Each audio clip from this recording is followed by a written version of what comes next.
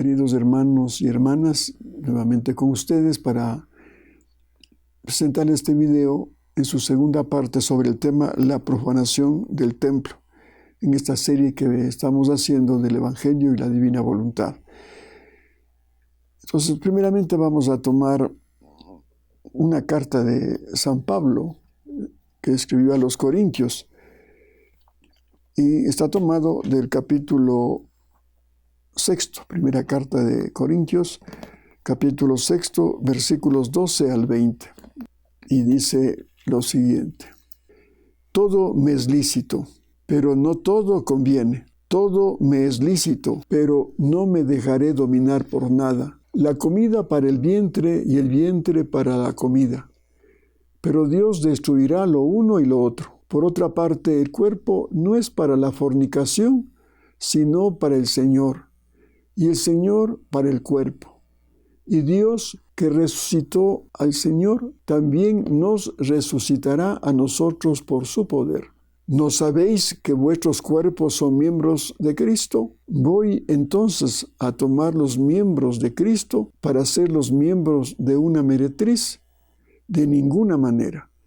¿No sabéis que el que se une a una meretriz se hace un cuerpo con ella? Porque está dicho: serán los dos una sola carne. En cambio, el que se une al Señor se hace un solo espíritu con él. Huid de la fornicación. Todo pecado que un hombre comete queda fuera de su cuerpo, pero el que fornica peca contra su propio cuerpo. ¿O no sabéis que vuestro cuerpo es templo del Espíritu Santo, que está en vosotros y habéis recibido de Dios y que no os pertenecéis? Habéis sido comprados mediante un precio. Glorificad, por tanto, a Dios en vuestro cuerpo. Palabra de Dios, te alabamos, Señor. Miren cómo San Pablo nos habla claramente en esta primera carta a los Corintios de que nuestro cuerpo es templo del Espíritu Santo. Y además, como en otra parte dice, que formamos nosotros los miembros del cuerpo místico de Cristo, siendo Él la cabeza. Entonces yo alguna vez les puse como un ejemplo didáctico que esta es nuestra voluntad humana y la de Jesús también tiene una voluntad humana parecida en este ejemplo de mi mano derecha. Esta es la voluntad humana de Jesucristo, verdadero hombre. Pero como Dios está en este ejemplo de este rosario, unido a su voluntad divina. Entonces yo cuando me uno, mi voluntad humana a la voluntad humana divina, estoy formando una sola cosa. Y en esta lectura pues nos dice eso, que debemos unirnos al cuerpo del Señor. Y ya ahondando el tema de las verdades explicadas por Jesús a Luisa, entonces yo ya tomo de este hombre Dios sus atributos divinos. Y entonces esos atributos divinos me pueden mantener incólume al pecado. Por ejemplo, en este caso de la impureza, de la fornicación, porque nosotros hemos heredado esa concupiscencia a raíz del pecado original que nos dejó Adán y Eva, cuando Eva fue tentada por el demonio, precisamente con el pecado de la concupiscencia. Entonces, pero cuando ya vamos descubriendo estas verdades y nos vamos ya transformando en otro Cristo por gracia, entonces ya podemos apelar a ese hombre Dios para que nos dé su pureza y la potencia, que es otra cualidad, otro atributo divino, la potencia y la fuerza para no caer en el pecado, porque está de por medio el mundo que ahora nos ofrece con su publicidad, con sus libros, con sus imágenes en internet, revistas, la sensualidad a la orden del día. Los anuncios publicitarios ahora para vender un coche, hacer propaganda de algún producto, pues están poniendo siempre una figura de una mujer desnuda. Entonces, si nosotros, repito, nos unimos a estos atributos de la pureza y de la potencia, entonces estamos en condiciones de vencer esa tentación que nos ofrece el mundo y el demonio. Como ustedes saben, los tres males que tenemos y nos acosan es al hombre, el mundo, el demonio y la carne. Entonces, solamente así podemos salir libres de esta tentación y no profanar este templo, que es el templo del Espíritu Santo, nuestro cuerpo. Bien, entonces ahora con este motivo, vamos a leer un pasaje que nos da Jesús a través de Luisa Picarreta. Entonces vamos a tomar del 26 de octubre de 1926. Aquí precisamente en este pasaje del 26 de octubre de 1926, volumen 20, va a referirse por qué hizo la expulsión del templo a los mercaderes que estaban ofendiendo a su Dios, al Padre Dios. Entonces vamos a dar lectura. Dice Luisa: continuaba uniéndome junto con los actos que Jesús hizo en la redención, y mi siempre amable Jesús me ha dicho: hija mía, mira cómo todos los actos que hice al redimir al hombre, aún mis mismos milagros que hice en mi vida pública, no eran otra cosa que llamar el reino del Fiat Supremo en medio de las criaturas. En el acto de hacerlos, pedí a mi Padre Celestial que lo hiciera conocer y lo restableciera en medio de las generaciones humanas.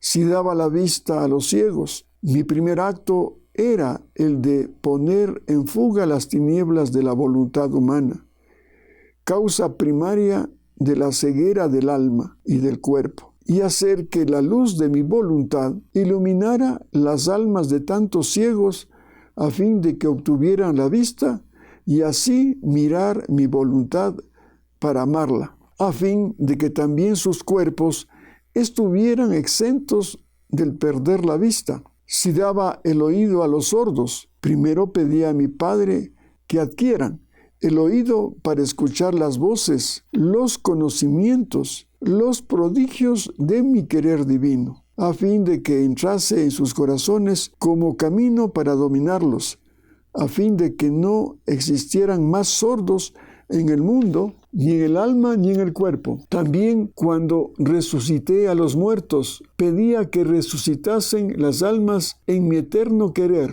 también aquellas putrefactas y vueltas más que cadáveres por la voluntad humana. Miren cómo esos milagros que hizo Jesús hace más de 2000 años, cada milagro tenía una connotación espiritual. Como aquí dice, al ciego que le devolvió la vista era para que se quite esa ceguera espiritual, ¿no?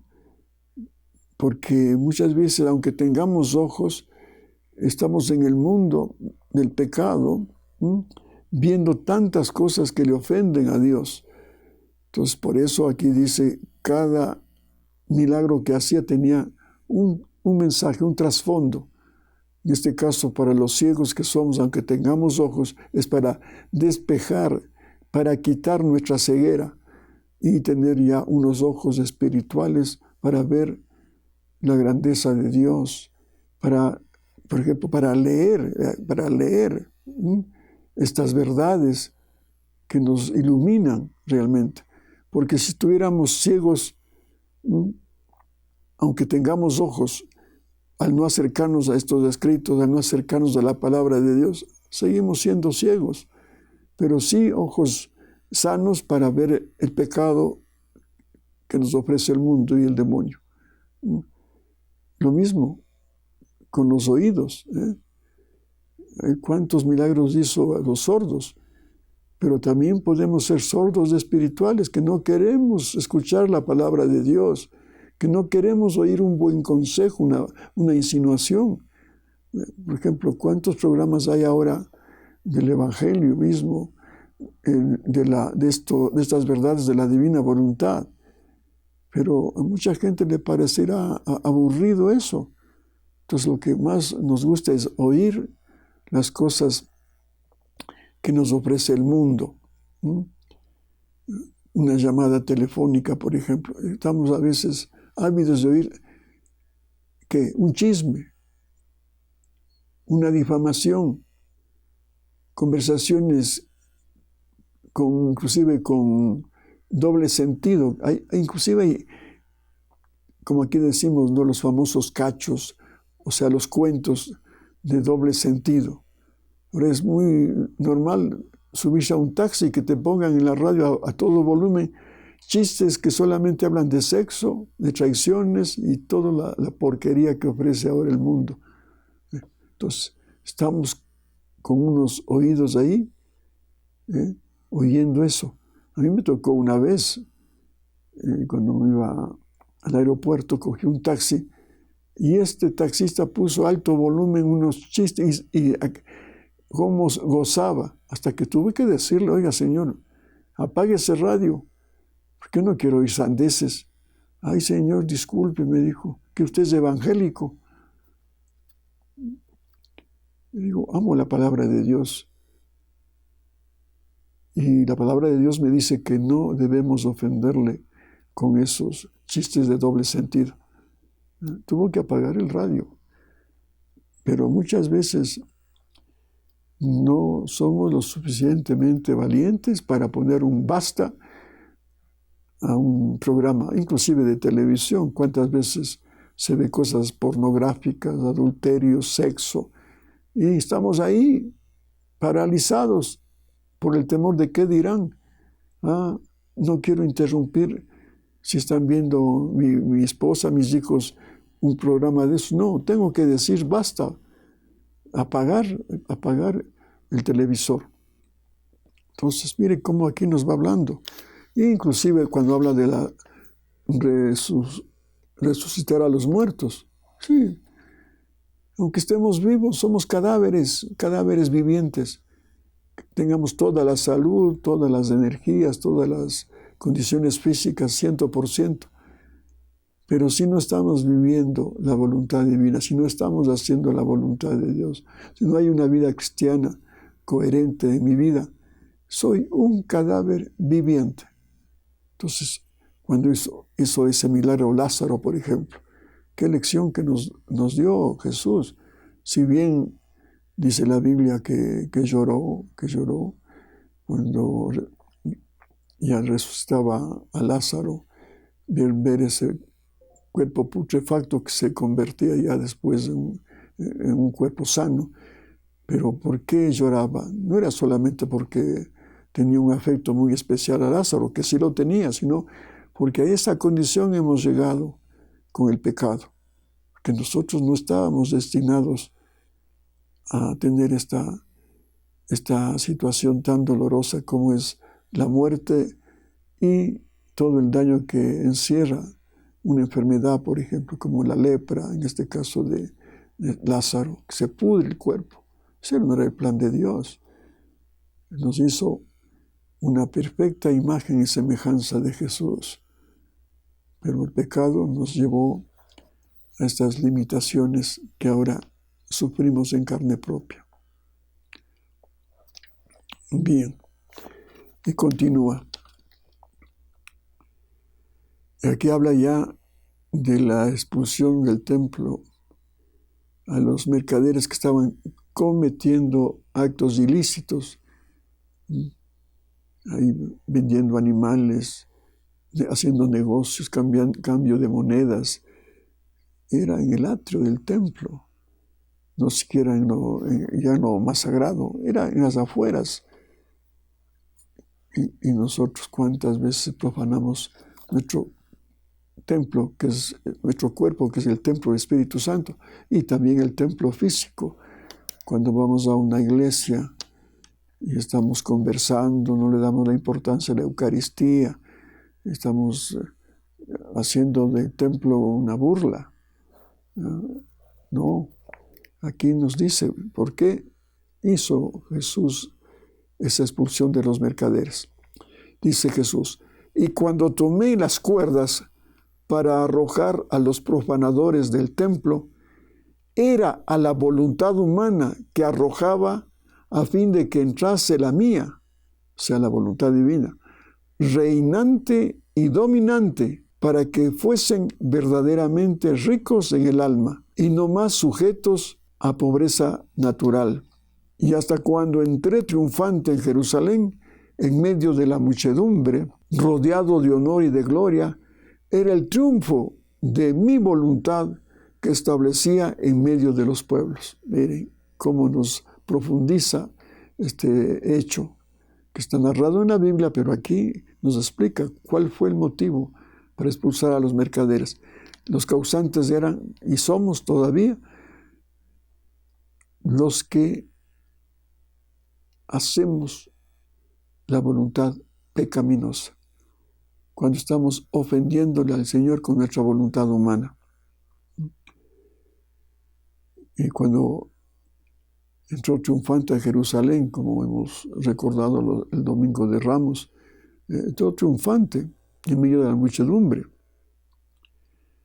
Y era el triunfo de su voluntad que establecía en medio de los pueblos. Claro, él, el que vivía la divina voluntad, entró triunfante. Era el mismo Cristo que estaba ahí con su voluntad divina entrando a Jerusalén. No hubo un acto que yo hiciera estando en la tierra en que no pusiera mi voluntad como acto primero para restablecerla en medio de las criaturas, porque era la cosa que más me importaba. Y si no fuera así, que en todo lo que obré y sufrí no hubiera tenido como acto primero el reino del Fiat Supremo, para restablecerlo en medio de las criaturas, mi venida a la tierra hubiera traído a las generaciones humanas un bien a medias, no completo, y la gloria de mi Padre Celestial no habría sido completamente reintegrada por mí, porque como mi voluntad es principio de todo bien, es finalidad única de la creación y de la redención. Por lo tanto, es fin del cumplimiento de todas nuestras obras. Así que sin ella, nuestras obras más bellas quedan comenzadas y sin cumplimiento, porque es ella sola la corona de nuestras obras y el sello de que nuestra obra está cumplida. He aquí por esto que por honor y gloria de la misma obra de la redención debía tener como acto primero la finalidad del reino de mi voluntad. Miren cómo nos habla, ¿no? Claro, toda obra divina y humana también, si está bien hecha, tiene su principio y su finalidad, ¿no? Entonces, en este caso, hemos hablado de las tres obras, ¿no? Los tres fías: el fía de la creación, fía de la redención y fía de la santificación. Entonces, ya hemos hablado como el fía de la creación, pues está ahí toda la obra del Señor, la naturaleza, todo lo que tenemos y que sirve para nosotros, fue creado para bien de nosotros, para nuestra felicidad, las plantas, los animales, los astros, el sol, la luna, las estrellas, el agua. Y el hombre, eso fue la obra principal cuando creó a Adán,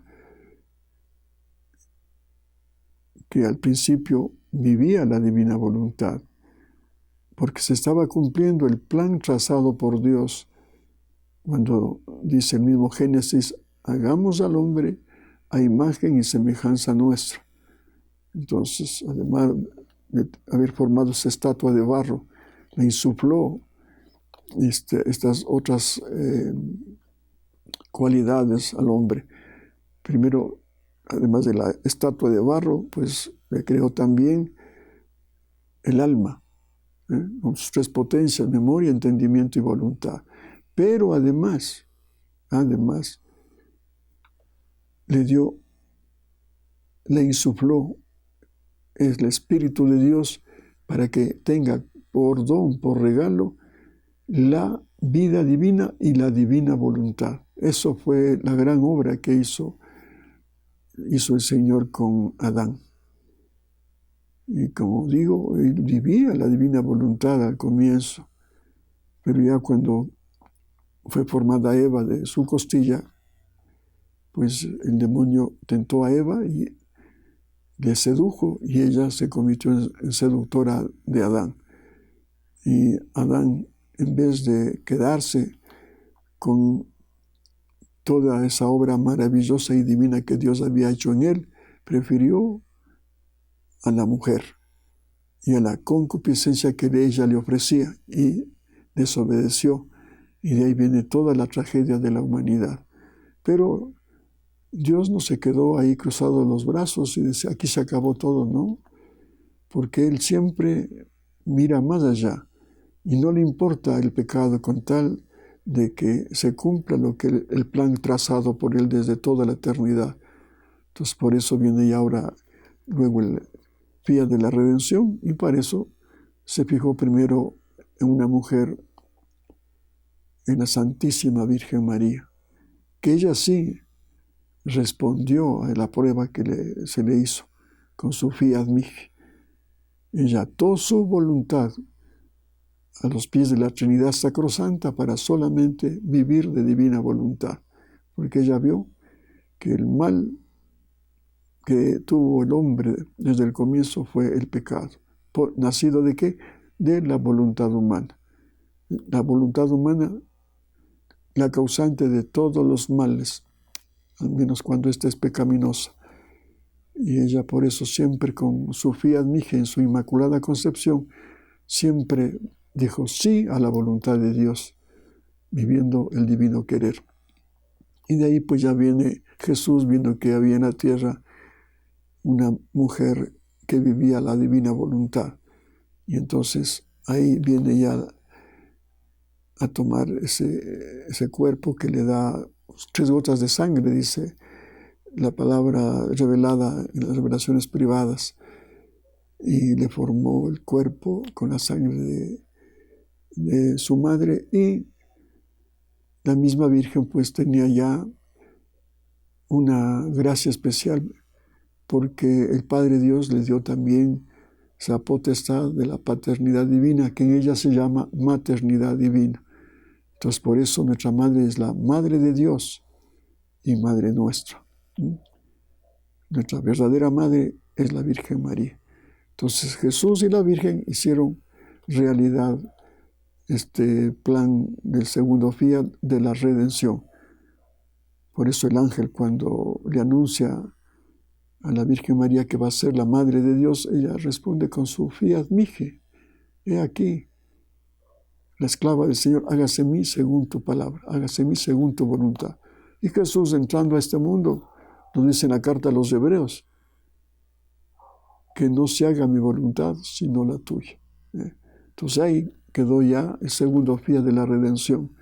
Ya sabemos todo lo que hizo en sus 3 años de vida pública, sus milagros, su palabra, y dejó ya establecido las bases con su vida, los sacramentos y después la gracia para que haya esta santidad humana. Por eso, ¿cuántos santos han vivido de la gracia, que es efectos de la voluntad divina? Por la voluntad divina que ellos recibían, ellos, al hacer la voluntad de Dios, fueron santificándose. Y hay santos con virtudes heroicas. Ahí tenemos a un Padre Pío, a tantos mártires, a un San Francisco. Pero, como digo, ellos son de santidad humana, porque no había llegado el tiempo para que vivan la divina voluntad y tengan una santidad divina. Entonces, pero ya dejó con todo esto de su redención Jesús y la Virgen María para que haya santidad humana. Pero ahora, cuando viene ya el tercer fiat con Luisa Picarreta, viene la culminación, como acaba de explicarnos Jesús. No podía dejar inconclusa la obra. Si bien es importante la creación, la redención, pero la cumbre de las obras es es el Fiat Voluntas Tua, el tercer Fiat que le enseñó Jesús a Luisa Picarreta a través de los 36 volúmenes que encierran sus verdades. Y ella, pues, fue también un alma muy dócil y obediente a lo que le pidió el Señor. Ella es la cabeza de la misión de esta tercera obra. No es una vidente así como las que conocemos, no. Así como el Padre actuó en la creación, Jesús con la Virgen María en la redención, ella, para el tercer Fiat, es la cabeza de misión, y con ella Jesús formó el reino de Dios, que ya tenemos disponibles. Está a nuestro alcance si vivimos el divino querer, ¿no? Entonces, le damos gracias al Señor por estas verdades, estas revelaciones que a nosotros realmente nos edifica muchísimo, y tenemos que simplemente ahondar estos escritos, ponerlos en práctica, y así alcanzaremos el reino de Dios ya en nuestras vidas. Y ese va a ser la principal razón y el motivo de nuestra existencia. ¿Y a qué venimos? Precisamente a esto, ya tener en nosotros el reino de Dios, aquí y en la eternidad. Así es que, queridos hermanos, les agradecemos muchísimo por vuestra atención, y estaremos, Dios mediante, en otro video hablando de varios temas sobre el Evangelio y la relación que tiene con la divina voluntad. Que Dios les bendiga y hasta pronto, si Dios así lo permite.